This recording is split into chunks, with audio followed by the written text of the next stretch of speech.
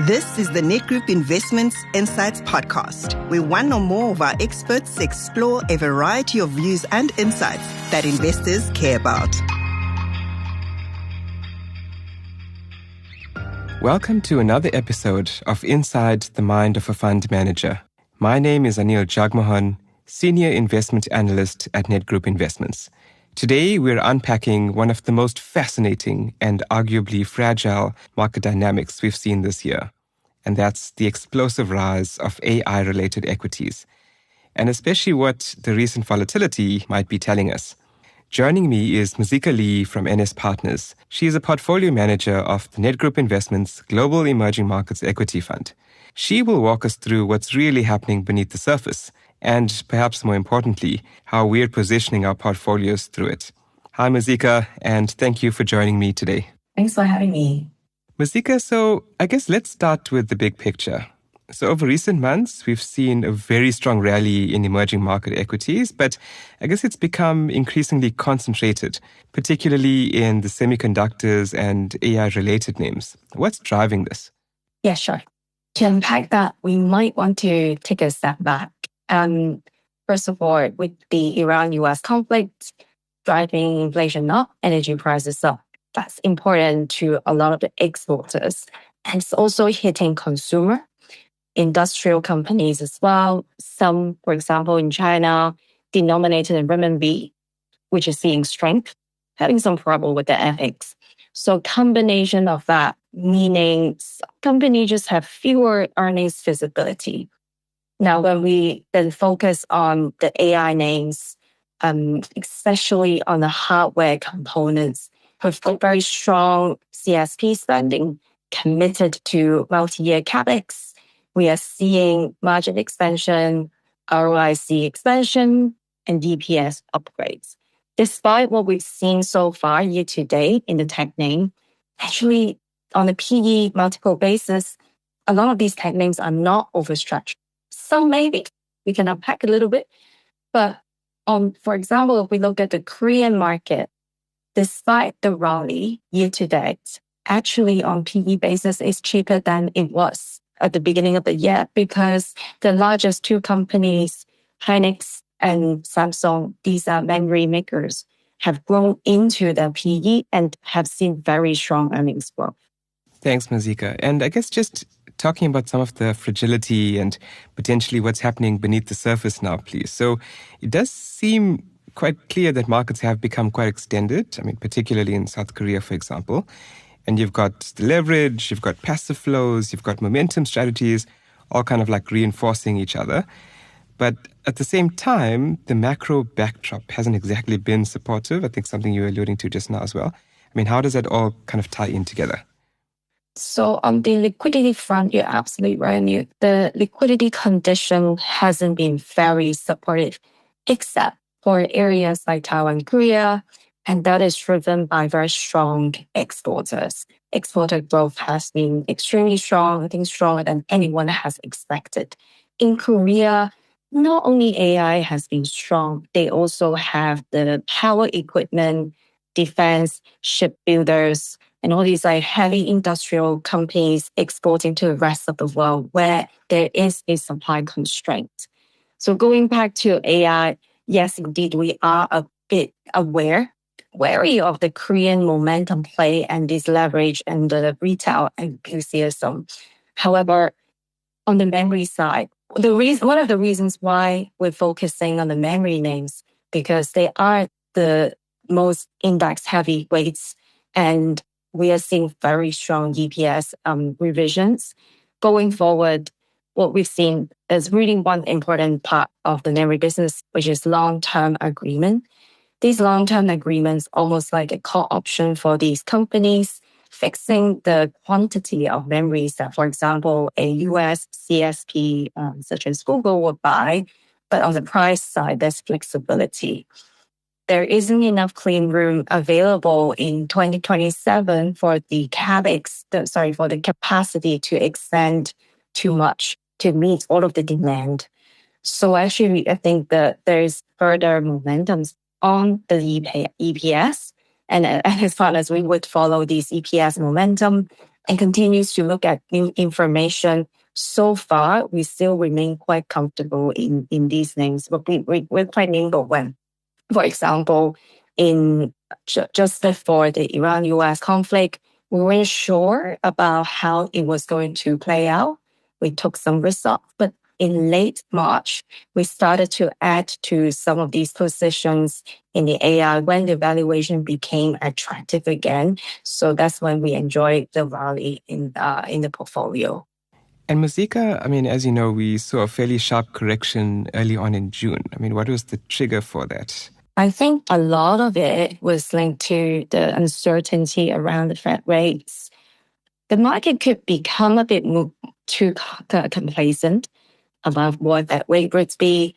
And with the Iran war not showing the end anytime soon at the time, so people were a bit nervous. We also have a new Fed chair. We don't know what the direction would be. But over the weekend, we've seen the narratives changing once again with the peace deal coming on. If that's real, then perhaps the inflation concern will drop. And we're seeing a very, very strong rally on Monday again.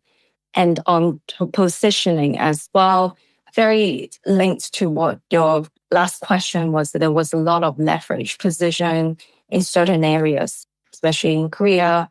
And I think the correction wasn't necessarily a bad thing that washed out some of these overly leveraged positions, for the market conditions to structure to become a bit healthier.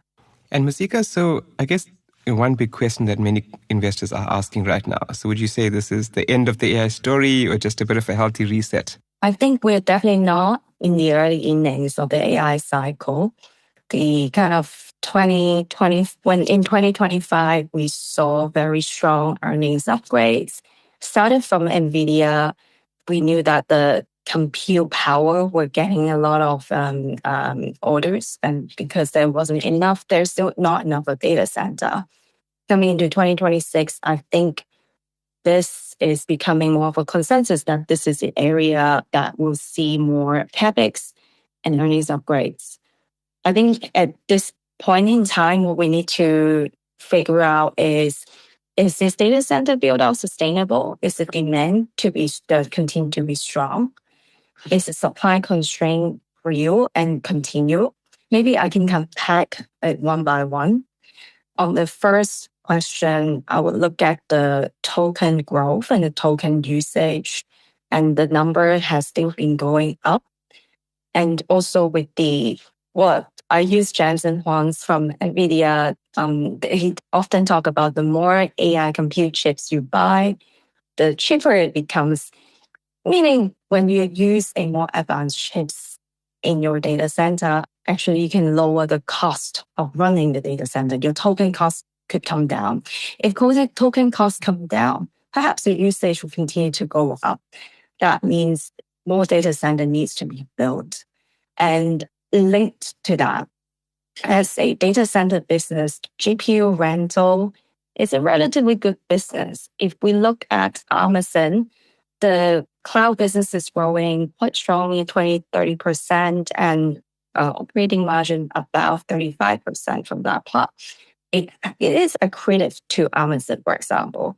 I think other CSP can look at that and take notes. And the GPU life cycle is also longer than expected.